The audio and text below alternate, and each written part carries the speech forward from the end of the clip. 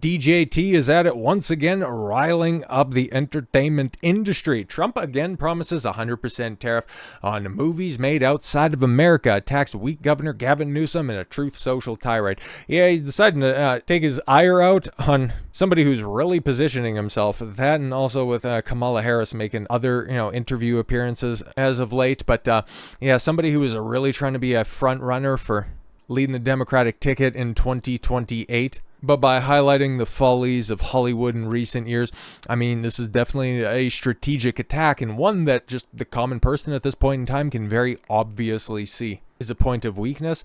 And then getting to the bottom of why it's in that bad situation, well, it's an easy W, and Trump knows how to push buttons, and that's what he's doing right here. Letting loose with a barrage of social media posting Monday morning on subjects ranging from furniture production in North Carolina to the New York City mayoral race in the NFL, Donald Trump is back to attacking Gavin Newsom and promising big tariffs on overseas movies. Really big, huge tariffs. Our movie-making business has been stolen from the United States of America by other countries, just like stealing candy from a baby. California, with its weak and incompetent governor, has been particularly hard hit. Therefore, in order to solve this long-time, never-ending problem, I will be imposing a 100% tariff on any and all movies that are made outside the United States. Thank you for your attention on this matter. And honestly, this has been Trump's modus operandi during his second administration. Whenever he doesn't like something, I'm just going to throw out this line on tariffs and then just watch everybody fucking spurg out. And that is exactly what is happening here once again. This is why Trump does it, because it's so fucking easy, dude, to get these people riled up. But yeah, okay, so while Trump hasn't signed any executive order on his latest proposed tariffs as of yet, their implications could bring down a heavy domestic burden on films of the newly minted DGA boss, Christopher Nolan's The Odyssey, The Pal Ambassador to Hollywood, Mel Gibson's upcoming Passion of the Christ sequel. Yeah, both of which are being filmed outside of the United States. Oh my God. So what would happen? What hypocrisy. Trump is calling for 100% tariffs on films that even his confidants, friends, and collaborators would do themselves. Oh, wow. But all right, what did Gavin Newsom have to say about this? So he responded on X, you're already paying more for eggs, coffee, toys, shoes, electricity, furniture, cars, and flights in your state, or since Biden got elected? Like, what are we doing? Okay, now Trump wants to raise taxes to see movies. Well, to be honest, I mean, it's not going to affect that many people. Like, we just talked about the box office yesterday with one battle after another. Nobody's going to the theaters, bro. Now, pay more and enjoy nothing. That's Donald Trump. That's Donald Trump's America. What's the effective tax rate in California? Don't you end up, giving more to the government at this point in time than you actually take home? Isn't it like getting close to about 60%? Yeah, and he mostly have the audacity to say that Trump is making everything more expensive. All right, pal, but as for the rest of the industry, Hollywood isn't taking Trump's latest tariff threat seriously. Yeah, they're just going out there and they're explaining at length how this definitely doesn't bother them. Okay, I don't care about the situation. I don't care about it. I don't care about Trump's tariffs. Orange Man's just going to say a bunch of stuff, and I don't really care. I don't care. I don't think about it at all whatsoever. But what did he recently say on Truth? What is he out there saying? Oh my God, yeah, Trump. Oh, he's just so crap. All he does is just yap all the time. I don't think about him at all whatsoever. Why are you talking about this? I'm not being insecure. Shut up. It's a busy start to the week for Donald Trump. On Monday, the president sat down in the White House with, of course he did, with fucking Netanyahu, which, oh my God, I don't know if I'll get around to this week, but the fact that, stupid BB is big mad, allegedly, at the WWE for staging an upcoming NXT event called Invasion, because they're setting up this big invasion angle with TNA. This is going to sound like just absolute, nonsense to anybody who's not in the know, but yeah, they're trying to run back that failed angle from 25 years ago by using the minor leagues, and because the event is scheduled for October 7th, apparently nobody can stage an event without, Israel being most affected. It's fucking wild, but okay. So that's what Trump was up to, just shoring up relations with our greatest ally, hoping to persuade him to embrace his plan to end the war in Gaza. I have some things that I want to say, but thanks to YouTube's terms and service, we'll have to move right along. Later that same afternoon, he met with the top 4 leaders of Congress, looking to reach a deal to fund the government to avert a shutdown before the end of the month. Oh no, government shutting down at the end of the month. That would be terrible. Please don't let that happen.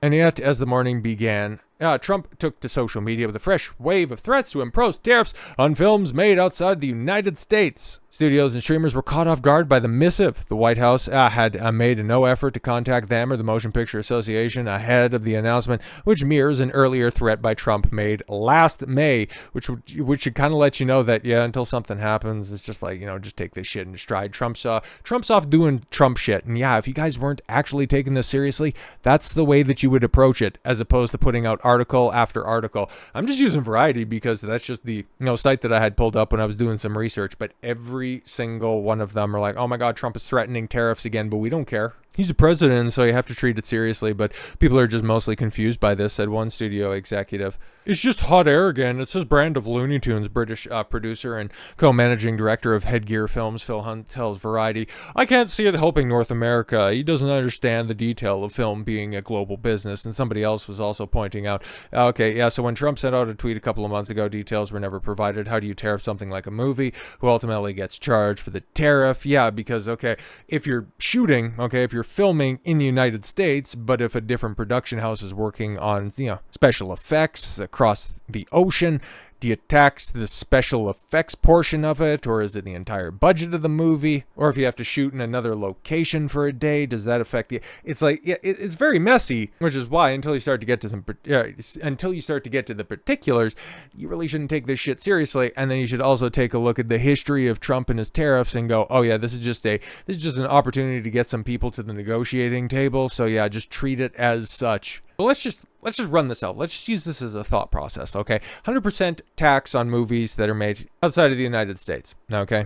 In an attempt to bring economic growth to Hollywood for the first time in a very long time. That's the approach that he wants to go with, and that's what ends up happening. Let's just say at the beginning of the year, 100% tariffs go on. Okay, let's just think this out here for a second.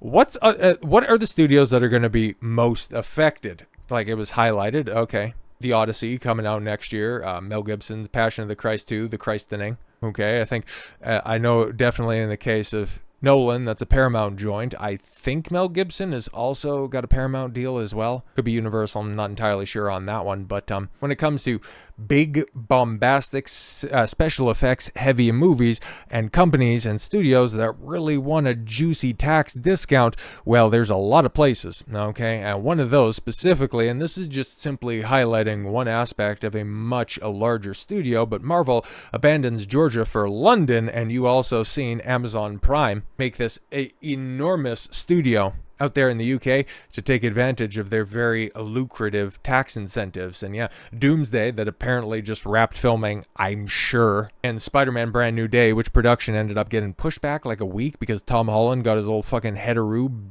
bonked off the concrete by doing a stunt or some shit like that. Speedy recovery. I've got nothing against Tom Holland. Actually kind of like the guy. Some of the interviews that I've seen, I think he has a pretty decent head on his shoulders. But Disney, Marvel, Lucasfilm, like we know that stupid Mandalorian and Grogu, that all got filmed over in the UK. Yeah, Brand New Day, it's filming in Dublin and then London as well. And now Marvel, yeah, abandons Georgia for London. Disney puts jobs at risk as Trump considers tariffs. And yeah, this was an article that went out back in August. I just pulled it up as a point of reference because Disney, I mean, they got to be fucking sweating heavy over the potential for any type of movie tariffs because they're not really doing anything in the States. Like Captain Black Falcon America, man, that was filmed in Georgia, meaning that that's going to be the only Disney project that we're probably not going to see any sort of tax receipts on at a later date. But the Thunderbolts, well, that was filmed over in the UK. Just about everything else in prior phases of Marvel, especially, phase 4 onward, also eventually had those UK tax receipts come out and go, oopsie daisy, it wasn't that $200 million reported budget. In the case of, Multiverse of Madness, you had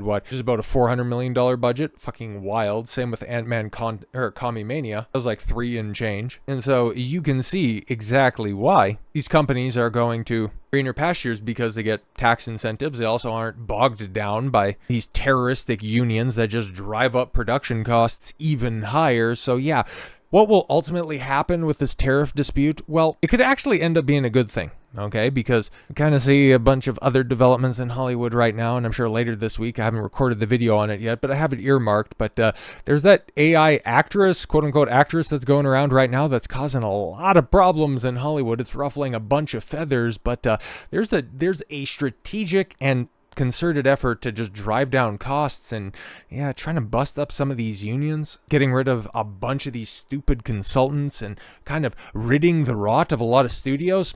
by just simply getting people to the negotiating table to stave off tariffs, this could end up doing a lot of good for entertainment in general. So yeah, in a roundabout way, tariffs, or at least the threat of tariffs, might actually be a good thing for Hollywood and entertainment in general. Who would have thought it? Trump is actually going to make entertainment great again, huh? So with all that said, thank you all very much for the gift of your time. I've been Don Consuelo. I want you to follow your gut and get after it. Take care, everyone.